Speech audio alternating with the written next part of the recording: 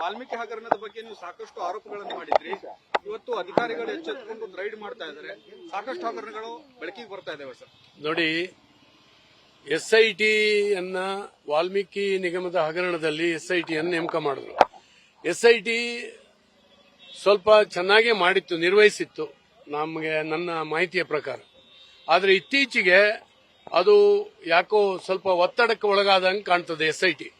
ಇದರ ಪರಿಣಾಮವಾಗಿ ನಮ್ಮ ಮಂತ್ರಿಗಳು ಮತ್ತು ಅದರ ನಿಗಮದ ಅಧ್ಯಕ್ಷರನ್ನ ಇಷ್ಟೊತ್ತಿಗಾಗಲೇ ಅರೆಸ್ಟ್ ಮಾಡಬೇಕಾಗಿತ್ತು. ಬಂದಂತ ಮಾಹಿತಿಯ ಪ್ರಕಾರ ಅರೆಸ್ಟ್ ಮಾಡಿ ಅವ್ರನ್ನ ಎನ್ಕ್ವೈರಿ ಮಾಡಬೇಕಾಗಿತ್ತು. ಅವರಿಗೆ ಇಡಿ ಮತ್ತು CBI ಬೆನ್ನತ್ತುತ್ತೆ ಅನ್ನುವಂಥ ಕಾರಣಕ್ಕಾಗಿ ಏನೋ ಐವಾಷಂಗ್ ರೀತಿಯಲ್ಲಿ ನಿನ್ನೆ ಒಂದು ವಿಚಾರಣೆ ನಡೆಸಿದಂಗೆ ಕಾಣುತ್ತೆ SIT. ಇದನ್ನ ಬಹಳ ಸರ್ಕಾರದಲ್ಲಿರುವಂತಹ ಪ್ರಮುಖರೆಲ್ಲ ಭಾಗಿಯಾಗಿದ್ರಿಂದ ಸರ್ಕಾರದ ಒತ್ತಡಕ್ಕೆ ಕಟ್ಟುಬಿದ್ದು ಈ SIT ಸ್ವಲ್ಪ ನಿಧಾನಗತಿಯನ್ನು ಮಾಡ್ತಾ ಇದೆ. ಸ್ವಲ್ಪ ಅದರಲ್ಲಿ ಉದಾಸೀನ ಮಾಡೋ ಹಾಗೆ ಎಲ್ಲರಿಗೂ ಕೂಡ ಗೊತ್ತಾಗ್ತಾ ಇದೆ. ಹಿನ್ನೆಲೆಯಲ್ಲಿ ಇವತ್ತು ಇಡಿ ರೇಡ್ ಮಾಡಿದೆ ಅನ್ನುವಂಥದ್ದು ನಾನು ಮೀಡಿಯಾದಲ್ಲಿ ನೋಡಿದೆ. ಖಂಡಿತವಾಗೂ ಇದಾಗಬೇಕು. ಯಾಕಂದ್ರೆ ದಲಿತರಿಗೆ ಮೀಸಲಿಟ್ಟಿರ್ತಕ್ಕಂಥ ಹಣ ಯಾವನು ಕಬಳಿಸಿದಾನ ಅವ್ರನ್ನ ಎಲ್ಲೆಲ್ಲಿ ಕಳಿಸಬೇಕೋ ಅಲ್ಲಿ ಕಳಿಸಬೇಕು. ಮತ್ತು ಈ ಭ್ರಷ್ಟ ಸರ್ಕಾರದಲ್ಲಿ ನಡೀತಾ ಇರುವಂತಹ ಈ ನೀಚ ಕೃತ್ಯಗಳನ್ನ ಈ ಏಜೆನ್ಸಿಗಳು ಸರಿಯಾದ ರೀತಿಯಲ್ಲಿ ತನಿಖೆ ನಡೆಸಿ ಅವರಿಗೆ ಶಿಕ್ಷೆಯನ್ನ ವಿಧಿಸುವಂತ ಅವಶ್ಯಕತೆ ಇದೆ. CBI ಕೂಡ ಬೆನ್ನತ್ತಬೇಕು. ನಾನು ಹೇಳ್ತೀನಿ, SIT ಅಧಿಕಾರಿಗಳು ಒಳ್ಳೆಯವರೇ ಇದ್ದಾರೆ, ಬಟ್ ಅವರು ಒತ್ತಡಕ್ಕೆ ಮಣಿದು ಇಡೀ ವಿಚಾರಣೆಯನ್ನ ದಿಕ್ಕನ್ನು ಬದಲಾಯಿಸಿದ್ರೆ SIT ಅಧಿಕಾರಿಗಳನ್ನು ಕೂಡ ವಿಚಾರಣೆಗೆ ಗುರಿಪಡಿಸಬೇಕಾಗ್ತದೆ. SIT ಅಧಿಕಾರಿಗಳನ್ನು ಗುರಿಪಡಿಸಬೇಕಾಗ್ತದೆ. ಇದು ದಲಿತರ ಹಣ, ಇದು ಸಾಮಾನ್ಯ ಪ್ರಕರಣ ಅಂತ ಹೇಳಿ ಭಾವಿಸಬಾರದು ಯಾವುದೇ ಕಾರಣಕ್ಕಾಗಿ. ಮತ್ತೆ ಇದರಲ್ಲಿ ಪಾರದರ್ಶಕವಾಗಿ ಎಲ್ಲ ದಾಖಲಾತಿಗಳಿದ್ದಾವೆ. ಇದರಲ್ಲಿ ಏನು ತೊಂದರೆ ಇಲ್ಲ. ಯಾರನ್ನಾರು ಬಚಾವ್ ಮಾಡ್ಲಿಕ್ಕೆ ಹೊರಟ್ರೆ ಅಂತ ಅಧಿಕಾರಿ ಕೂಡ ಶಿಕ್ಷೆಗೆ ಗುರಿಯಾಗಬೇಕು. ಇದು ನನ್ನ ಒತ್ತಾಯ. CBI ಅಂತ ಎನ್ಕ್ವೈರಿಯನ್ನು ಮಾಡಿ ಅಂತ ಅಧಿಕಾರಿಗಳನ್ನು ಅದನ್ನ ಎನ್ಕ್ವೈರಿಗೆ ಒಳಪಡಿಸಬೇಕು ಅಂತ ಹೇಳಿ ನಾನು ಒತ್ತಾಯಿಸ್ತೇನೆ. ಸರ್, 1.5 ತಿಂಗಳಾಯ್ತು ಹಗರಣ ಬೆಳಕಿಗೆ ಬಂದು.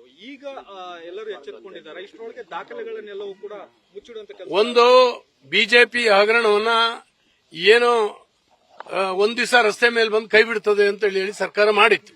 ನಾವಾಗ ಮಾಡಲಿಲ್ಲ. ಅದನ್ನೊಂದು ಎಂಡ್ ಮಾಡಲಿಕ್ಕೆ ನಾವು ಪ್ರಯತ್ನ ಮಾಡ್ತಾ ಇದೀವಿ. ಅದನ್ನ ಎಲ್ಲಿವರೆಗೆ ಲಾಜಿಕಲ್ ಎಂಡಿಗೆ ತಗೊಂಡೋಗ್ಬೇಕು ಅದನ್ನ ತಗೊಂಡೋಗ್ತಾ ಇದೀವಿ.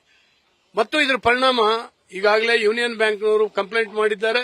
CBI ಕೂಡ ಒಂದು ಕಡೆಯಿಂದ ಶುರು ಮಾಡಿದೆ, ಇಡಿ ಕೂಡ ಒಂದು ಕಡೆಯಿಂದ ಶುರು ಮಾಡಿದೆ. ಇದರಲ್ಲಿ ರಾಜ್ಯ ಸರ್ಕಾರ ಬಚಾವ್ ಆಗ್ಲಿಕ್ಕೆ ಖಂಡಿತ ಸಾಧ್ಯ ಇಲ್ಲ.